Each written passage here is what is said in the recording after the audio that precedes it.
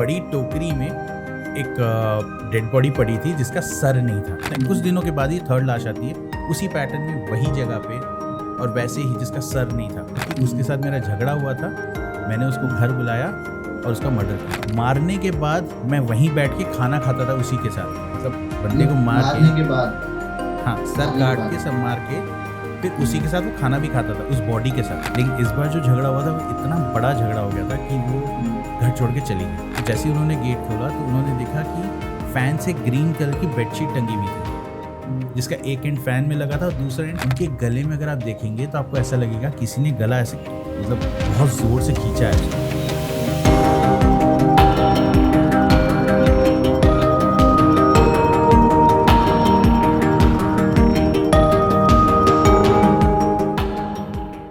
दोस्तों आज फिर से हमारे साथ है चेतन धूपर, जो कि जाने जाते हैं अपनी extra ordinary story telling skills के लिए, एंड इनकी फ़ैन फॉलोइंग बढ़ती ही जा रही है। चेतन धूपर के साथ हम ऑलरेडी पॉडकास्ट कर चुके हैं, जो कि था हॉरर एक्सपीरियंस और स्पिरिचुअल एक्सपीरियंस के बारे में, जिस पर बहुत ही ज़्यादा व्यूज़ आए एंड लोगों ने काफ़ी पसंद भी किया। एंड कमेंट्स में देखने को मिला कि भाई इन्हें दोबारा बुलाओ, हम इन्हें और सुनना चाहते हैं। सो आज का पॉडकास्ट थोड़ा सा डिफरेंट होने वाला है। एक डिफरेंट कन्वर्सेशन हम चेतन भाई के साथ करने वाले हैं। आज हम डिस्कस करेंगे कुछ मर्डर केसेस और सीरियल किलर्स की स्टोरीज के बारे में। हमारे आसपास काफ़ी सारे ऐसे केसेस होते हैं जो कि लाइमलाइट में आ जाते हैं और काफ़ी ऐसे होते हैं जो कि नहीं आ पाते, लेकिन बहुत ही क्रूअल या फिर एक बहुत ही दर्दनाक स्टोरी उनके पीछे होती है। आई एम प्रीटी श्योर कि ये पॉडकास्ट सुनने के बाद आपको गूज़बम्प्स जरूर मिलने वाले हैं। एंड अगर आपको थ्रिल पसंद है तो ये पॉडकास्ट आपके लिए है। अगर आप हमारे चैनल पे नए हैं, हमारे चैनल को सब्सक्राइब कीजिए, वीडियो को लाइक कीजिए, अपने दोस्तों के साथ, अपने फैमिली के साथ शेयर जरूर कीजिए। So sit back, relax and enjoy this amazing conversation only on the young podcast. Hello Chetan भाई, कैसे हो आप? मैं बढ़िया, आप बताओ आप कैसे हो? भाई मैं भी बहुत अच्छा हूँ। एंड भाई टू बी ऑनेस्ट, हम ऑलरेडी पॉडकास्ट कर चुके हैं, उसका रिस्पॉन्स काफ़ी ज़बरदस्त आया। एंड लोगों की रिक्वायरमेंट थी, सब कमेंट से बोल रहे भाई इनको दोबारा बुलाओ, दोबारा बुलाओ, दोबारा सुनना चाहते हैं। एंड भाई पर्सनली मैं आपको बताऊं, आपकी जो स्टोरी टेलिंग स्किल है ना, उसका मैं फैन हूं सच में। मतलब जबरदस्त है आपका चॉइस ऑफ वर्ड्स और जो आपका एसेंट है, और मतलब बहुत कुछ है भाई आपकी लैंग्वेज में, मतलब आज आग लगा देता है। थैंक यू सो मच भाई, आई एम ग्लैड। आप बोल दिए, बहुत बड़ी बात है। I am glad. बिल्कुल भाई, दिल से बोला है। बाय द वे भाई, पिछली बार हमने हॉरर कंटेंट पे काम किया था, मतलब थोड़ी स्पिरिचुअलिटी पर भी बात करी थी, लेकिन हॉरर कंटेंट जो है ना लोगों को ज़्यादा पसंद आया था। तो आज हम किस बारे में डिस्कस करने वाले हैं, थोड़ा बताओगे? हॉरर पे भी डिस्कस कर सकते हैं, आप चाहें तो मर्डर मिस्ट्री पे भी डिस्कस कर सकते हैं। बहुत सारी चीज़ें हैं जिसके ऊपर डिस्कस कर सकते हैं। आपके ऊपर है, आप पूछो, मैं बता दूंगा। बिल्कुल भाई, आप तो यार आपके पास इतने एक्सपीरियंसेस हैं, इतनी रिसर्च हैं, तो मैं कुछ भी पूछूंगा बता दो डेफिनेटली। तो आज हम थोड़ा ना मर्डर मिस्ट्रीज के बारे में बात करते हैं भाई, ठीक है? ठीक है। और अगर हमें लगेगा इस पे अच्छा रिस्पॉन्स आता है तो हम दोबारा से एक हॉरर कंटेंट ले आएंगे, कोई इशू नहीं है। भाई काफी सारी ऐसी चीजें हैं जो हमारी सोसाइटी में होती हैं, काफी केसेस ऐसे हैं भाई जो कि हमें दिख जाता है, जो कि लाइमलाइट में आ जाते हैं, और काफी केस ऐसे हैं भाई जो कि लाइमलाइट में आ ही नहीं पाते, पता नहीं कहीं पर ही दब जाते हैं। तो आज हम किस केस की बात करने वाले हैं बेसिकली? आज बात करते हैं वो जो दिल्ली में केस हुआ था, याद है? जो तिहाड़ जेल के सामने में मर्डर करके बॉडी फेंक देता था, सीरियल किलर था एक। सीरियल किलर था। 2006 की बात थी ये। हाँ 2006 में भाई, हालांकि मैं तो था 5-6 साल का, लेकिन थोड़ा थोड़ा मतलब धुंधला धुंधला मुझे याद आ रहा है कि ऐसा कुछ हुआ। मैं भी एक्चुअली छोटा ही था, 2006 के आसपास की जब बात थी, तो तब मतलब न्यूज़ में बहुत था। हम लोग जो बड़ी मोटी मोटी टीवी होती थी उसमें बैठ के देखा करते थे, तो वहाँ पे आज तक में न्यूज़ आ रहा था। तो कुछ दिन पहले मैं ऐसे ही बैठा था तो मेरे दिमाग में क्यों ना देखें उसकी वो एग्जैक्टली क्या हुआ था। तो उसमें पढ़ते पढ़ते पता चला कि वहाँ पे क्या क्या हुआ था। तो भाई थोड़ा सा जो मेरी धुंधली यादें हैं भाई, उनको थोड़ा सा आप क्लेरिफाई करो कि एक्चुअली में हुआ क्या था, क्या स्टोरी थी भाई, थोड़ा बताओ यार। ये हुआ था एक्चुअली अक्टूबर 2006 में तिहाड़ जेल के 3 नंबर गेट नंबर 3 के सामने में एक डेड बॉडी मिली थी। तो उस दिन इंसिडेंट ये हुआ था कि एक कॉल आया था तिहाड़ जेल में, और वहाँ पे वो जो कांस्टेबल बैठा था उसको कॉल आया। तो उसने जब कॉल रिसीव किया तो उसको किसी ने बोला कि मैंने एक बॉडी छोड़ी है तिहाड़ जेल के सामने, गेट नंबर 3 के सामने, और ये तुम्हारी सज़ा है। इतना बोल के, और बहुत सारी गालियाँ। वो बंदा जब भी कॉल करता था बहुत गालियाँ देता था। यानी कि वो पुलिस को फ़ोन कर रहा है? पुलिस के तिहाड़ जेल के जो मतलब जेल का जो इंचार्ज है ना, वहाँ पे फ़ोन्स होते हैं जेलर। कंप्लेंट्स के लिए।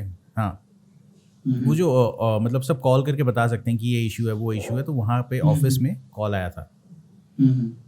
तो ये रैंडम कॉल्स बहुत आते हैं ऐसे, मतलब जब मैंने वो बहुत इंटरव्यू आते देख रहा था तो पुलिस ऑफिसर बोला था कि रैंडम कॉल्स ऐसे बहुत आते हैं, तो हमने इसको सीरियसली कभी लिया नहीं।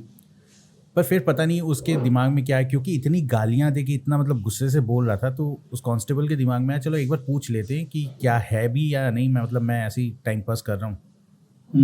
तो उसने क्या किया, अपने किसी कलीग को बोला तू जाके एक बार देख किया, क्योंकि बाद में पता चला तो मुझे डांट पड़ेगी। तो यहाँ उसका जब कलीग वहाँ गया तो देखा कि एक टोकरी मतलब पता है ना आपको? हाँ पता है भाई। जिसमें फ्रूट्स रखते हैं। हाँ समझ गया, वो जो बड़ी टोकरी होती है। हाँ, बड़ी वाली टोकरी। एक बड़ी टोकरी में एक डेड बॉडी पड़ी थी जिसका सर नहीं था। अच्छा। और इसमें एक चीज़ बहुत वियर्ड थी कि वहाँ पे ना वो उसको उस बंदे ने बांध के रखा था, ठीक है। और वहाँ पे उसने ऐसे बांध के रखा था कि एक बूंद उस, क्योंकि टोकरी होती है बांस से बनी होती है और उसमें बहुत सारे होल होते हैं। हाँ होते हैं। लेकिन इस डेड बॉडी से जो भी खून निकला था ना, वो टोकरी के नीचे नहीं बह रहा था। उस बंदे ने ऐसे पैक करके रखा था, पहले नीचे एक पॉलीथीन रखा, उसके ऊपर न्यूज़पेपर, फिर पॉलीथीन, ऐसे पैक करके उस टोकरी को रखा था, इसे गिफ्ट दे रहा हूँ। और उसमें से एक डेड बॉडी को उसने एक तरह से मतलब पूरा एक टोकरी के अंदर फिट कर दिया और उस पर सर नहीं था, है ना भाई? उसमें सर नहीं था उसका। अच्छा। लेकिन एक चिट्ठी थी जिसमें बहुत सारी गालियां लिखी थी और बस इतना लिखा था, ये तुम्हारी सजा है। मतलब इन शॉर्ट मैंने बता रहा हूँ, गाली तो नहीं बोल सकता, बहुत सारी गालियां लिखी थी और उसमें लिखा था कि ये तुम्हारी सजा है और इसके लिए तुम लोग भुगतोगे। पुलिस को थोड़ा वियर्ड तो लगा, लेकिन पुलिस ने फिर उसके बाद क्या किया, उन्होंने तुरंत उस फ़ोन को ट्रैक किया और ट्रैक करके उनको पता चला कि एक पीसीओ से आया था। पीसीओ में जब गए वो लोग, तो वहाँ पे वो चेक किए कि कौन लास्ट आया था। तो वहाँ पता चला कि एक ही बंदा आया था। तो पुलिस ने उनका स्केच भी बनवा लिया था, लेकिन एज यूजुअल पुलिस ने कभी कोई रिस्पॉन्स नहीं किया।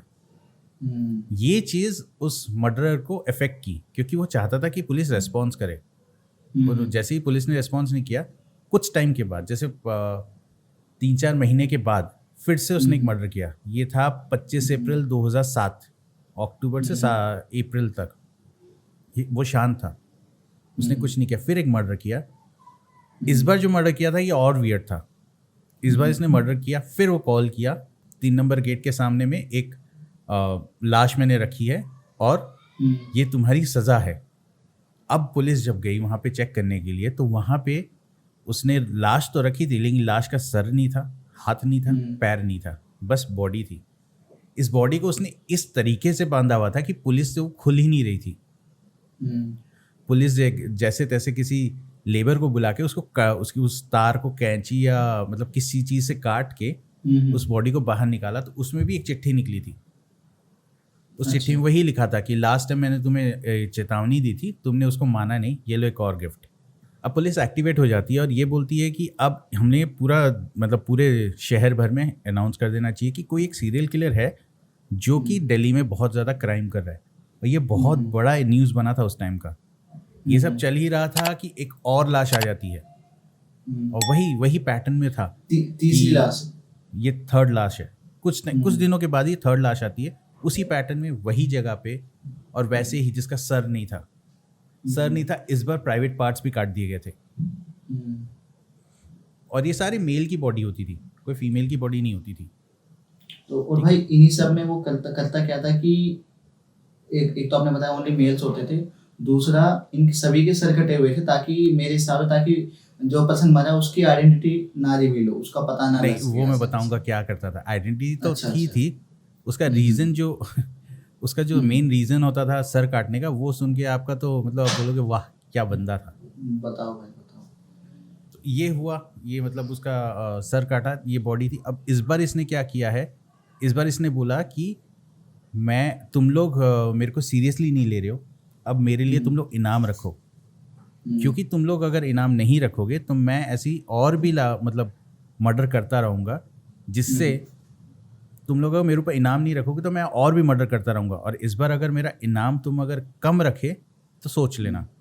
तो वो इतना प्राउड हो रहा था ना उस चीज़ को करते हुए कि मतलब he was feeling so proud कि हाँ मैं मर्डर कर रहा हूँ सबका, और ये पुलिस को एक सबक सिखा रहा हूँ।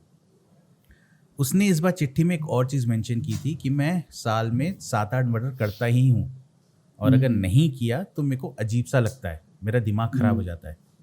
ये चीज़ पकड़ के पुलिस ने ये चीज़ सोचा कि ये साल का अगर 7-8 मर्डर करता है तो पुराने रिकॉर्ड्स में ये कोई ना कोई इसका तो इशू मतलब रिकॉर्ड तो होगा ही होगा, और कुछ ना कुछ रिलेटेड टू तिहाड़ जेल ही होगा। ये या तो यहाँ रुका है या तो कुछ हुआ है।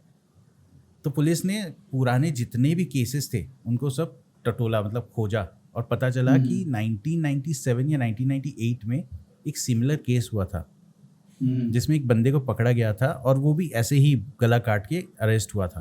3 साल वो जेल में था, लेकिन जेल में मतलब कुछ उसको प्रूफ ढंग का नहीं मिला था, इसलिए उसको छोड़ दिया गया था।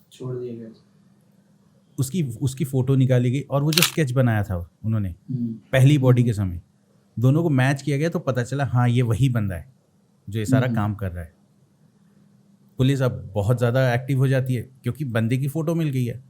पुलिस एक्टिव होती है और चारों तरफ इस चीज़ को उन्होंने फैला दिया, सर्कुलेट कर दिया। थोड़े दिन के बाद वहाँ पे ना उनको एक खबर आती है कि दिल्ली में कोई एक आदम नगर है, वहाँ पे सेम फेस को देखा गया है किसी डॉक्टर के क्लिनिक में। तो पुलिस तुरंत उस डॉक्टर के पास जाती है और पूछती है कि क्या है इस बंदे का। तो उसने बताया कि इसकी 5 बेटियां थी, मतलब बेटियां हैं, और 5 का जो डिलीवरी है मैंने ही किया है। कोइंसिडेंटली उसी समय उस क्रिमिनल का कॉल आता है डॉक्टर के पास और बताता है कि क्या क्या इश्यू है। डॉक्टर से फिर उन्होंने इन्फॉर्मेशन निकाला कि तुम इसको कैसे जानते हो, पुलिस ने। तो डॉक्टर ने बताया कि मेरे साले को ये जानता है, मैं साले का नंबर देता हूँ, साले से डायरेक्ट बात करो।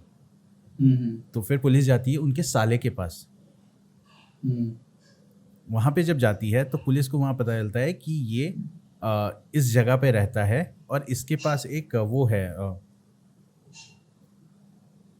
एक स्कूटर वाली गाड़ी है, मतलब वो जो होता है ना स्कूटर है पीछे में लॉरी टाइप का होता है, उसी से खींचते हैं। समझ गया, वो एक रिक्शा टाइप होता है, बस उसमें मोटर लगी होती है वैसा। एग्जैक्टली हाँ, और वो यूजुअली यूज होता है फ्रूट्स और वेजिटेबल्स को ट्रांसपोर्ट करने के लिए इधर से उधर। इसके पास ये है, और उसने ये भी बोला कि ये बंदा बहुत चालाक है, आप अगर आजू बाजू कहीं रेड डालते हैं, इसको खबर मिलती है तो ये गायब हो जाएगा।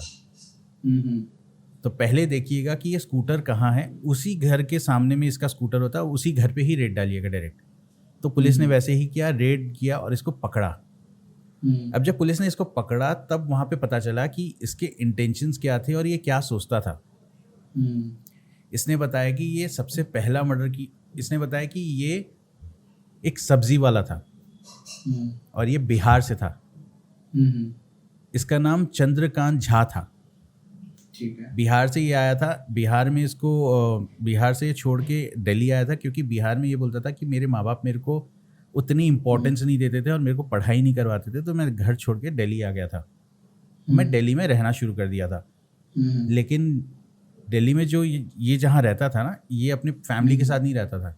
5 बेटी और बीवी को अलग घर में रखता था, और क्योंकि इसको मर्डर करना होता था, टास्क था इसका।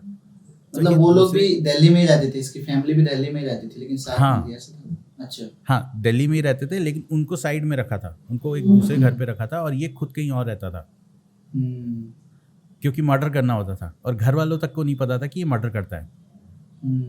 इसको इस बंदे का एक मतलब इशू था कि ये झूठ नहीं सह सकता और ये अपनी बेइज्जती नहीं सह सकता, ये ऐसी कुछ था। सेकंड वाला मैं श्योर नहीं हूँ। पहला था ये झूठ नहीं सह सकता, और शायद नॉनवेज या बेइज्जती ऐसी कुछ था, ये सह नहीं सकता। इसका इसने जो बोला मैंने जो पहला मर्डर किया था वो मेरे सब्जी मंडी के लीडर का किया था, क्योंकि उसके साथ मेरा झगड़ा हुआ था। मैंने उसको घर बुलाया और उसका मर्डर किया। इसका मारने का तरीका भी अलग हुआ करता था। ये पहले जिसके साथ भी इसकी दुश्मनी होती थी उसको बोलता था मैं 3-4 बार उसको मैं छोड़ देता था, मैं उसकी गलतियां माफ़ करता था, लेकिन उसके बाद मैं उसके साथ दोस्ती बनाता था। अगर वो नहीं सुधरा तो मैं उसके साथ दोस्ती बनाता था, और दोस्ती बनाने के बाद मैं उसको अपने घर बुलाता था। घर बुला के मैं उनको प्रॉपर खाना खिलाता था और उसके बाद उनको मार देता था। मारने के बाद मैं वहीं बैठ के खाना खाता था उसी के साथ, मतलब बंदे को मार मारने के, के बाद हाँ सर मारने के काट बाद। के सब मार के फिर उसी के साथ वो खाना भी खाता था उस बॉडी के साथ, वहीं बैठ के खाना खाता था। और ये बोलता था मैं उनका सर इसलिए काटता था कि मैं उनको यमुना में बहा के उनके लिए मतलब जो क्या वो वर्ड होता है मुक्ति, उनकी मोक्ष, मोक्ष, अच्छा। मैं उनका सर काट के यमुना में बहा देता था ताकि उनको मोक्ष मिल जाए, उनकी गलतियां सब माफ़ हो जाए, इसलिए उनका सर काटता था। ठीक है। और वो क्या करता था कि कभी कभी हाथ पैर या प्राइवेट पार्ट्स काट के अलग अलग जगहों में फेंक देता था और पुलिस को बस बॉडी या धड़ देता था। इसमें एक और चीज़ है, पुलिस को पता चला कि सेकंड बॉडी जिसका हाथ पैर नहीं था और बहुत टाइट से बंधा हुआ था, उन्होंने एक लेबर को बुलाया था काटने के लिए, वो लेबर ये खुद था। अच्छा, आपने स्टार्टिंग में बताया था। हाँ, कि एक लेबर आया था, वो लेबर ये खुद था, ये खुद बांध के वहाँ रखा था और खुद पुलिस, इसकी कॉन्फिडेंस इतना था कि पुलिस इसको पकड़ नहीं पाएगी, खुद आके वहाँ पे वो तार काट के गया। उसकी एक और बात भी थी, वो मारने से पहले जितने भी लोग थे ना उनको बांध देता था और उनकी फ़ोटोज़ भी लेता था। फ़ोटोज़ क्लिक करके वो उसको प्रिंट करके एक एल्बम बना के रखी थी। ये पहले पुलिस को नहीं पता चला था कि उसने एल्बम बनाई है या ये सब। पुलिस ने क्या किया, उसके घर में जब रेड मारा तो कुछ कैमराज और वो सब निकले और कुछ एल्बम तो पकड़ लिए थे, कुछ कैमराज और वो सब निकले, तो पुलिस ने उसको उसके घर वालों को दे दिया। जब घर वालों ने कुछ दिनों के बाद उसको प्रिंट कराया तो पता चला कि ये सारी फ़ोटोज़ भी रखता था एल्बम बनाने के लिए। वो जब पुलिस को पकड़ाया गया तो पूरा इसका सब पता चला कि ये एग्जैक्टली करता क्या था और इसको कितना मज़ा आता था मारते समय। ये इशू मतलब बहुत बड़ा न्यूज़ बना था तब के टाइम पे। आज भी वो बंदा अभी भी जेल में ही है और ये इवन इसको नेटफ्लिक्स में और बहुत सारी वेब सीरीज़ में भी इसको कवर किया गया यही इंसिडेंट को। ये अच्छा, बहुत बड़ा नेटफ्लिक्स केस पर बना भी था। इसकी वेब सीरीज टाइप बनाई हुई है। हाँ, बनाई हुई है Documentary। प्रॉपर। हाँ, प्रॉपर जितने भी लोग थे उनका इंटरव्यूज़ भी इसमें हुआ हुआ है। मतलब वो कांस्टेबल, वो जो वहाँ के सीनियर क्रिमिनल थे, डॉक्टर, सबका इंटरव्यू है प्रॉपर। उन्होंने पूरी स्टोरी नरेट की हुई है इसमें, आप चाहें तो देख भी सकते हैं उसको एक बार। और उसका नाम था इंडियन प्रीडेटर्स, चेक ज़रूर करना एक बार, बढ़िया मूवी है, मतलब डॉक्यूमेंट्री है। बिल्कुल भाई, अभी मतलब सुनने में ही इतना मतलब एकदम थ्रिलिंग एक्सपीरियंस है, तो देखने के बाद तो भाई मतलब अलग ही एक्सपीरियंस होगा भाई। मेरे पास वर्ड्स नहीं है बताने के लिए। आप देख सकते, 3 एपिसोड है, मतलब 3 शायद 1-1 घंटे के एपिसोड है, लेकिन आप जब देखेंगे ना तो इतना सस्पेंस क्रिएट करके उन्होंने बनाया, बहुत अच्छा है। एक बार आप देखेंगे तो पता चलेगा, बहुत अच्छा है वो। उसमें सारी फोटोज वगैरह जो भी चिट्ठी सब वगैरह कुछ जो है, आप सब बता रहे कुछ है। सब कुछ उसमें इंक्लूडेड है। अच्छा। हाँ, A to Z सारी इन्फॉर्मेशन है और पूरे डिटेल में। हम तो ऊपर ऊपर से कवर किए हैं उसको, पूरे डिटेल में, कितने सेकंड में कितने बजे कॉल आया था, कैसे उन्होंने पकड़ा, किस पुलिस ने पकड़ा, सब कुछ है उसमें। थैंक यू भाई ये स्टोरी बताने के लिए। मतलब मेरी बचपन की जो थोड़ी थोड़ी कुछ न्यूज़ मेरे को याद है वो ताज़ा हो गई है कि हाँ मैं ज़रूर देखूँगा इसको, डेफिनेटली डॉक्यूमेंट्री को। उसके बाद भाई जैसे मैंने बताया कि ये तो कुछ ही केसेस है जो कि लाइमलाइट में आए हैं, है ना। ये हो गया थोड़ा सा छोटा केस, तो ऑब्वियसली मैं नहीं कहूँगा, लेकिन ऐसे पर्सन का जिसको लोग जानते नहीं है, मतलब जिनको स्टोरी पता है वो तो जानते हैं, पता है उनके बारे में। चंद्रकांत झा शायद आपने नाम बताया था। हाँ जी, हाँ जी। उनको जानते हैं, ठीक है। वो लेकिन काफ़ी सारे ऐसे भी हैं जो जिनको मैं कह सकता हूँ जो फेमस हैं, सेलिब्रिटीज़ हैं। लाइक एक केस अभी कुछ साल पहले हुआ था सुशांत सिंह राजपूत जी के साथ, है ना, बॉलीवुड जो एक्टर हैं उनके साथ में। तो उनकी स्टोरी के बारे में भाई काफ़ी ज़्यादा कॉन्ट्रोवर्सीज हैं। कोई कुछ कहता है, कोई कुछ कहता है, कोई मर्डर बताते हैं, कोई सुसाइड बताते हैं। उनके बारे में भी आपके पास कुछ है? क्योंकि मैंने आपकी देखी थी, आपने इंस्टाग्राम पे ना एक रील बनाई थी उसके ऊपर ही रिसर्च करके, तो उसको थोड़ा अगर आप एक्सप्लेन कर सकते हो तो सुशांत सिंह राजपूत के बारे में जब हम लोग शुरू करते हैं, मतलब यूजुअली क्या होता है ना कि ऐसे केसेस हमेशा दबा दिए जाते हैं। ये केस को भी घुमा दिया गया, कभी दबाया नहीं गया, केस को घुमा दिया गया। अकॉर्डिंग टू मी, जितना मैंने रिसर्च किया है सुशांत सिंह राजपूत के ऊपर, I might be incorrect, I might be wrong, मैंने जो रिसर्च किया मुझे ये लगता है कि ये एक मर्डर है रादर देन अ सुसाइड। तो ये इंसिडेंट शुरू हुआ था 14 जून 2020 को, लॉकडाउन का टाइम था। सडनली न्यूज़ आती है आज तक और सारे चैनल्स में कि सुशांत सिंह राजपूत नहीं रहे। जस्ट बिकॉज लॉकडाउन था, चारों तरफ ये न्यूज़ मतलब फैल गई और पुलिस अपनी अपनी इन्वेस्टिगेशन शुरू कर दी। ये सारा इंसिडेंट शुरू होता है 2019 में, जब सुशांत सिंह राजपूत एक एस्टैब्लिश एक्टर बन चुके थे।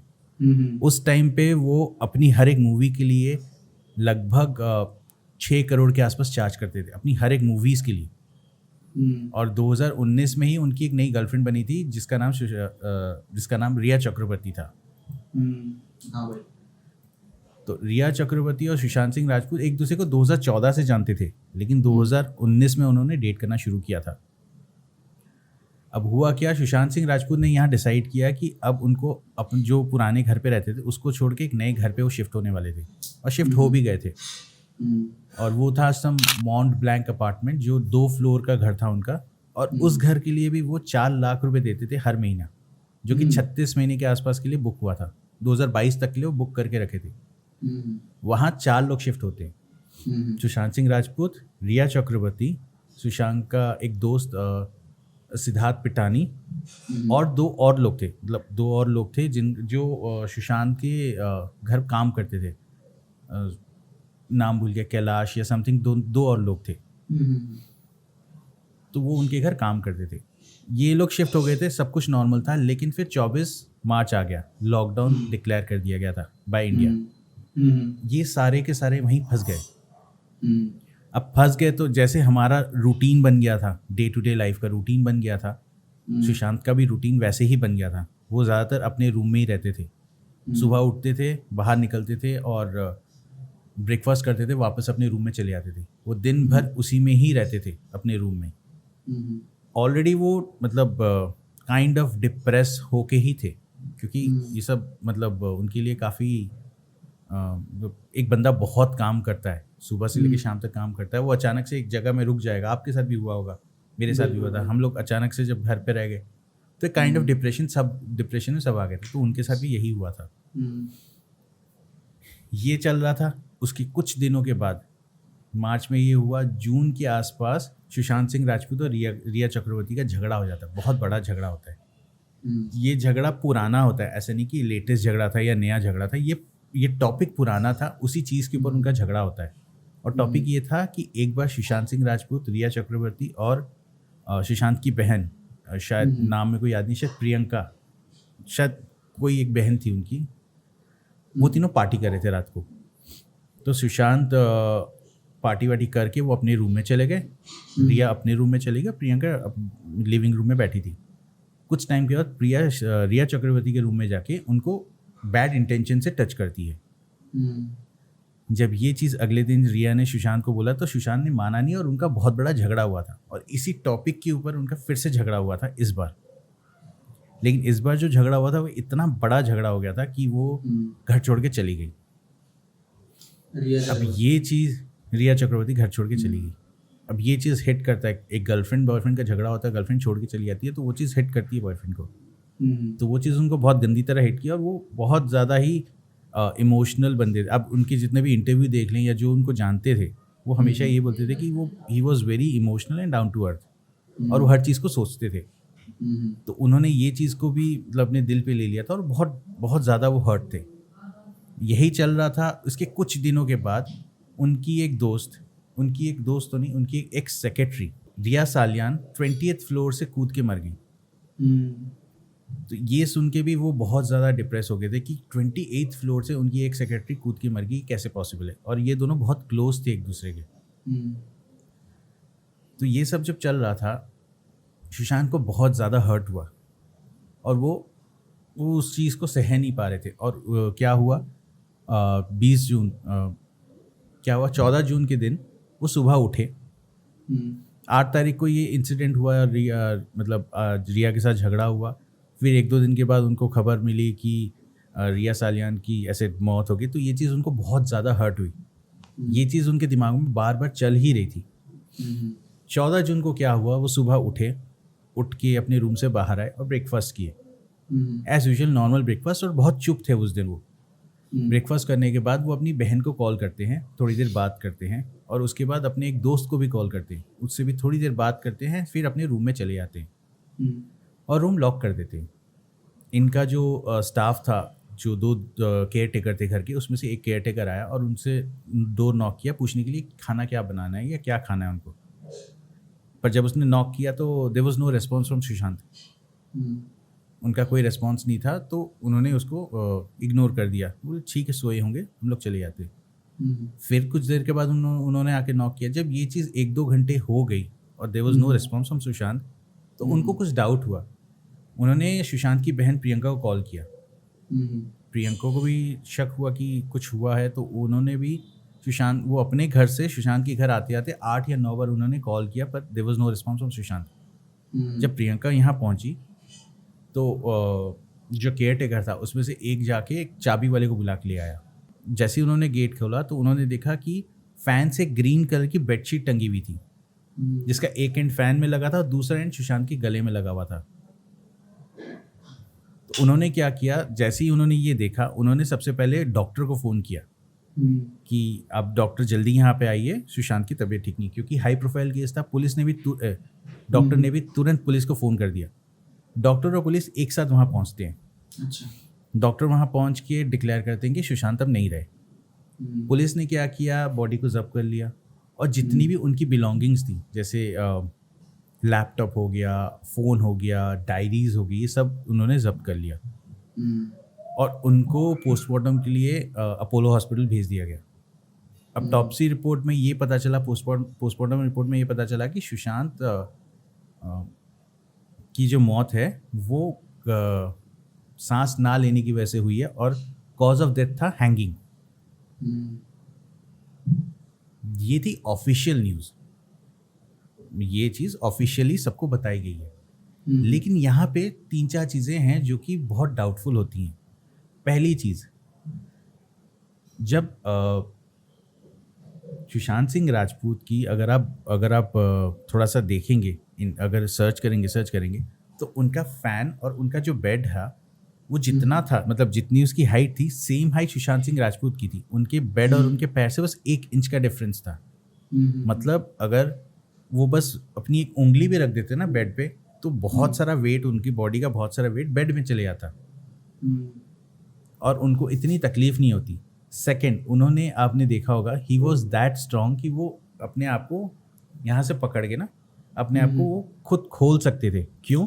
क्योंकि आप अगर उनकी वीडियो देखेंगे, केदारनाथ, उन्होंने किसी एक इंसान को पीछे पीठ में लेके गए थे, तो ही वॉज वेरी स्ट्रॉन्ग। ऐसा नहीं कि स्ट्रॉन्ग नहीं थे वो एकदम। जब भी कोई ऐसा कोई चीज़ करता है, जब भी कोई सुसाइड करने की कोशिश करता है, तो लास्ट मोमेंट पे आप जितने भी आप स्ट्रॉन्ग रहें या जितने भी हेड स्ट्रॉन्ग रहें, जितना भी डिसाइड कर लें, बॉडी अपने आप को बचाने के लिए बहुत कोशिश करती है। ब्रेन ये सिग्नल देता है कि बचाना है अपने आप को। ये ह्यूमन टेंडेंसी है। इसीलिए चेयर को नीचे फेंक देते हैं, ताकि उनके पास कोई ऑप्शन नहीं था। इनके पास ऑप्शन था 1 इंच का, जो कि बहुत इजी था, लेकिन वो चीज़ नहीं हुआ। उनकी आंखों में अगर आप देखेंगे तो पंच के निशान हैं। यहाँ पे लेफ्ट साइड या राइट साइड आंखों में देखेंगे, यहाँ काला पड़ा हुआ है, पंच के निशान है। तीसरी चीज़, उनके गले में अगर आप देखेंगे तो आपको ऐसा लगेगा किसी ने गला ऐसे, मतलब बहुत ज़ोर से खींचा है उसका। ठीक है। और वहाँ पे ना ये रस्सी, मतलब ये बेडशीट वाले निशान नहीं है। वहाँ पे आप देखेंगे कि उनके कुत्ते का जो पट्टा है ना, उसके निशान है। ठीक है, ये निशान है। ये सब हुआ। उसके बाद आप जब उनकी रिपोर्ट अगर देखेंगे, जब जिन्होंने पोस्टमार्टम किया उनकी अगर रिपोर्ट देखेंगे, उनके इंटरव्यूज़ देखेंगे, तो उन्होंने बोला कि सबको पता था कि एक मर्डर है, लेकिन किसी ने बताया नहीं। किसी ने ये नहीं समझा कि इसको बताना चाहिए, और सबने दबाने की कोशिश की। ये था। अब जो रिया सालियान थी, उनका मर्डर क्या, उनकी जो डेथ थी वो कितनी मिस्टीरियस तरीके से हुई, मैं वो आपको बता देता हूँ, तो आपको लिंक कर सकते हैं।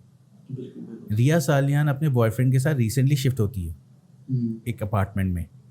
वहाँ पे वो जब शिफ्ट होती हैं तो वो लोग पार्टी कर रहे थे, उनके बॉयफ्रेंड और उनके बॉयफ्रेंड के दोस्त रिया सब पार्टी कर रहे थे। उनके बीच में कुछ झगड़ा होता है। रिया अपने बेडरूम में जाती हैं और रूम लॉक कर देती हैं। कुछ टाइम के बाद जब उनका बॉयफ्रेंड रूम में आता है तो देखता है कि रिया वहाँ है ही नहीं। जब वो इधर उधर खोजता है तो उसको पता चलता है कि रिया वहाँ से कूद के नीचे गिर गई है। पुलिस को बुलाया गया, सब कुछ होता है यहाँ पे। और वो केस आज तक ऐसे ही चल रहा है, मतलब उस केस का कोई रिजल्ट नहीं आया, सबने उनको सुसाइड डिक्लेयर कर दिया गया। यहाँ पे कॉन्स्पिरेसी थ्योरी बहुत सारी है। जैसे कि ये बोला जाता है कि रिया सालियान का वो था, अफेयर था सूरज पंचोली के साथ। तो इसमें ये हो रहा था कि रिया प्रेग्नेंट हो गई थी एंड वो इसको मतलब सूरज ये चीज़ और वो चाहता नहीं था कि ये प्रेग्नेंट हो, जिस वजह से उसने ये चीज़ किया है, उसने ये चीज़ मर्डर किया है। सेम हुआ था जिया खान के साथ भी। ये कॉन्स्पिरेसी थियोरी है। दूसरा इसमें नाम आता है सलमान खान मूवीज़ का और यशराज मूवीज़ का। आता है। एक इनसाइडर न्यूज़ था, उसने ये बताया था कि ट्विटर में ट्वीट किया था कि ये सारी बड़ी बड़ी बैनर की मूवीज़ ने सुशांत को बैन कर दिया है। और एक न्यूज़ भी आई थी कि यशराज फिल्म ने सुशांत के साथ कॉन्ट्रैक्ट किया था 3 मूवीज़ का, जिसमें से 1 मूवी सुशांत ने की थी और 2 मूवीज़ के लिए उसने होल्ड कर दिया था। तो अब सुशांत ना दूसरी मूवीज़ कर पा रहा था, सुशांत ना दूसरी मूवीज़ कर पा रहे थे, ना यशराज के साथ मूवीज़ कर रहे थे, तो उन्होंने वो कॉन्ट्रैक्ट तोड़ दिया था, इसलिए उनको बैन किया गया था। और भी बहुत सारी कॉन्स्पिरेसी थ्योरी है जिसमें बहुत सारे पॉलिटिशियंस का नाम आता था, मैं नाम नहीं लूँगा। बहुत सारे पॉलिटिशियंस का नाम भी आया है और जिसकी वजह से ये है, मतलब जिसकी वजह से इस केस को दबाया गया है। यहाँ पे एक और चीज़ आती है, सब बोलते हैं कि रिया चक्रवर्ती ने सुशांत का मर्डर किया था, पर रिया चक्रवर्ती को आप अगर जाके रिसर्च करेंगे, रिया चक्रवर्ती को अरेस्ट किया गया था ड्रग्स केस में। हाँ, उन्होंने एक मैसेज किया था अपनी दोस्त को कि डूड यहाँ का स्टफ़ बहुत अच्छा है, वो the weed here in Bhubaneswar is very good. Bhubaneswar का ही इशू था ये, the weed in Bhubaneswar is very good. उसको लेके इन्होंने उसको अरेस्ट किया गया था, उससे इंक्वायरी बिठाई गई थी। अब आप देखिए उस छोटी सी चीज़ को इन्होंने कैसे घुमा दिया। उससे क्या किया गया, बॉलीवुड ड्रग केस शुरू हो गया। रिया चक्रवर्ती से उन्होंने अनन्या पांडे को पकड़ा, दीपिका पादुकोण के ऊपर आया और करण जौहर के ऊपर आया। वहाँ से इन्होंने ड्रग्स केस में इसको मोड़ लिया। ड्रग्स केस से मोड़ते मर्डर केस से ड्रग केस की तरफ बढ़ता हुआ चला गया और काफी दिन तक ड्रग्स की बातें चलती रही। बस वो चलता रहा। फिर आर्यन खान आ गया, फिर उसका इशू चलता रहा और आप देखेंगे कि सुशांत का न्यूज़ अभी कहीं है ही नहीं। वो न्यूज़ इतना ऊपर आ गया कि ये न्यूज़ पूरी दब गई। अब मुझे नहीं पता ये केस चल रहा है सुशांत का कि नहीं, लेकिन मेरे को लगता है कि केस दबा दिया गया और ये केस को हाईलाइट करके अब ये केस को भी दबा दिया गया। अभी शाहरुख खान का बेटा बाहर निकल चुका है, शाहरुख खान का बेटा बाहर निकल चुका है एंड सब नॉर्मल हो गया और ये केस दब गया। सो मुझे लगता है कि ये एक मतलब मर्डर था रैदर दैन एक सुसाइड। और दूसरा कहना है भाई, अगर आप किसी भी कॉमन लोगों से पूछोगे ना तो वो यही कहेंगे कि भाई नेपोटिज्म को ही वो बताएंगे कि नेपोटिज्म था। बाकी जो लोग जो अच्छे खासे थे उनसे ज़्यादा लोग इनको पसंद कर रहे थे, सुशांत सिंह राजपूत को। उनकी लेटेस्ट जो भी मूवीज़ थी काफ़ी हिट गई थी, काफ़ी अच्छा रिस्पॉन्स आया था। मेरी पर्सनल जो मैंने लेटेस्ट उनकी देखी थी, उनकी आई थिंक केदारनाथ आई थी, उससे पहले छिछोरे मूवी आई थी जो मैंने देखी थी, जो मुझे मतलब बहुत ही अच्छी लगी थी। तो छिछोरे लास्ट हिट थी उनकी। हाँ वही मैंने देखी थी वो पर्सनली। तो हो सकता है ये रीज़न हो या एक्चुअली भाई क्या हुआ वो तो अभी जैसे आपने बताया केस को दबा दिया गया या फिर चल रहा है नहीं चल रहा, पता नहीं, कोई अपडेट कुछ खास है नहीं। लेट्स सी भाई क्या होता है, क्या रहता है इसका। ये मुझे भी नहीं पता कि क्या है। मैंने ना इसके ऊपर काफ़ी रिसर्च किया, मतलब अलग अलग न्यूज़ चैनल, और मैंने वो किया था तो तब मुझे ये पता चला कि नहीं ये इशू कुछ और ही है और बहुत सारी चीज़ों को दबा दिया गया है।